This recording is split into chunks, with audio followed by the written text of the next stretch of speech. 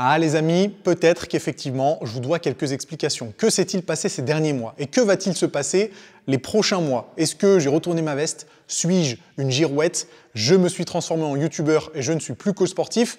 On va expliquer tout ça. Il y a un truc que vous avez dû remarquer ces derniers mois, c'est que le rythme de publication s'est grandement accéléré. Depuis le mois de mai, donc ça fait à peu près 5 mois, je tourne environ à 8 vidéos par mois, ce qui fait, allez, grosso modo, 2 vidéos par semaine, parce qu'on a des mois qui font 5 semaines. Mais bref, ce qui reste un rythme de publication quand même assez élevé. J'ai jamais de ma vie de youtubeur publié autant de vidéos.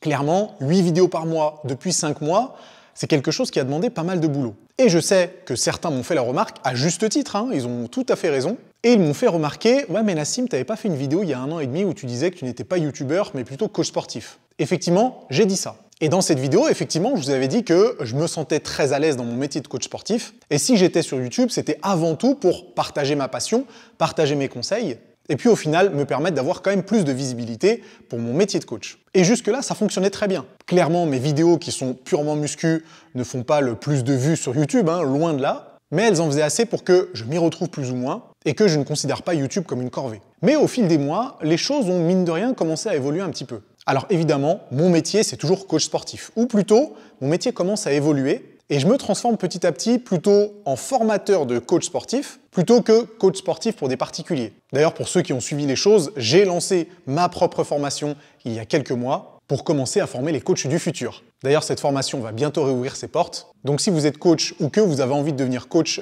dans le futur, cliquez sur le premier lien dans la description parce que j'organise un certain nombre de lives pour parler de ça. Oui, je sais, j'étais obligé de faire un petit placement. Commencez pas, vous savez que ça devient une habitude. Mais du coup, mon métier, c'est ça. Coach ou formateur de coach, c'est comme ça que je gagne ma vie. Le truc, c'est que maintenant, je suis plus tout seul. Vous imaginez bien que je ne travaille pas tout seul. J'ai des associés, j'ai des employés, j'ai des prestataires. Donc vous, derrière votre écran, vous ne voyez que Nassim Saïli. Mais Nassim Saïli, il n'est pas tout seul. Que ce soit les personnes qui m'aident à faire le montage de mes vidéos, les coachs qui prennent en charge les clients qui s'entraînent ici ou dans mon autre salle de sport, mon équipe technique qui gère le service après-vente de mes programmes de musculation, mon équipe marketing qui gère les publicités que vous avez dû voir sur YouTube ou sur Instagram. Donc clairement, aujourd'hui, je suis quand même bien accompagné. Ce qui fait que, mine de rien, je peux m'offrir le luxe, entre guillemets, d'être présent sur plusieurs tableaux en même temps. Je peux gérer mes salles de sport, je peux créer des programmes de musculation ou coacher des clients, et je peux en même temps créer du contenu pour YouTube, Instagram, TikTok, etc. Donc aujourd'hui, concrètement, je ne ressens pas le besoin de devoir choisir entre être coach sportif exclusivement et être youtubeur exclusivement. J'ai l'impression d'avoir la capacité de pouvoir faire les deux parce que j'ai la chance d'être bien accompagné. Et donc effectivement, il y a quelques semaines, dans un post de l'onglet communauté, je vous ai dit qu'il y allait avoir des featuring qui allaient arriver sur la chaîne. Certains ont déjà été publiés, certains au moment où vous regardez cette vidéo sont en train d'être tournés. Si tout va bien, je devrais être avec Essan dans cette même salle de sport en train de tourner notre vidéo. Il y a d'autres feats qui sont en train de s'organiser. Et donc clairement, collaborer avec d'autres créateurs, c'est quand même un délire de youtubeur. Et puis vous l'avez vu aussi depuis le mois de mai, presque toutes les vidéos sont sponsorisées, que ce soit par Gymshark, Optimum Nutrition, il y a eu des partenariats avec G-Shock, il y a eu des partenariats avec Koro. Donc clairement, ces placements de produits permettent de générer un peu plus de revenus avec la chaîne YouTube. Et là récemment, ça m'a permis de prendre une alternante pour m'aider à gérer cette logistique, continuer à trouver des sponsors pour être en mesure de continuer à vous publier 2 vidéos par semaine ou même plus un jour si jamais j'en ai l'occasion. Ceci dit, j'ai remarqué un truc, c'est que plus je publie de vidéos, et plus les vidéos assez techniques avec du contenu pure musculation marchent beaucoup moins. Alors que les vidéos plus légères, avec des featuring, qui se dirigent un peu plus du côté divertissement, marchent beaucoup mieux. Je ne sais pas si c'est une bonne ou une mauvaise nouvelle, mais effectivement, je suis bien conscient que je ne vais pas pouvoir atteindre 1 million d'abonnés ou même 2 millions avec des vidéos purement muscu. Vous allez me dire, mais pourquoi? Il y a bien des youtubeurs, surtout anglo-saxons, qui arrivent très bien. Il ne faut pas oublier que la France et les pays anglo-saxons, c'est 2 marchés complètement différents. Une chaîne de musculation en anglais, ça touche pas du tout le même nombre de personnes qu'une chaîne de musculation en français. Il ne faut pas oublier non plus que la musculation en France n'est pas du tout au même niveau que la musculation aux États-Unis ou en Angleterre ou en Australie ou dans d'autres pays anglo-saxons. Donc là où des youtubeurs comme Atlinix ou Jeff Nippard arrivent à avoir plusieurs millions d'abonnés uniquement avec du contenu musculation, il est clair et net que c'est pas demain la veille que vous verrez apparaître ça en France. Peut-être que ça arrivera un jour, mais pas aujourd'hui. Et surtout, il faut vous dire quelque chose. Ces youtubeurs que je viens de citer, en l'occurrence Atlinix et Jeff Nippard, on pourrait mettre aussi dans la même catégorie Jeremy Ether, qui sont des youtubeurs anglo-saxons basés sur la muscu uniquement avec plusieurs millions d'abonnés, se retrouvent à répéter les mêmes choses d'année en année. Vous regardez les vidéos d'Atlinix par exemple, et vous allez voir qu'il y a des sujets qui reviennent en boucle d'année en année, parce qu'il a bien compris que l'audience de sa chaîne YouTube se renouvelait, et qu'il y avait des personnes qui se désabonnaient et d'autres qui s'abonnaient à sa chaîne. Ce qui fait que les nouveaux abonnés n'ont probablement pas vu l'ancienne vidéo sur ce sujet-là. Mais il est obligé de répéter sans cesse les mêmes choses, année après année.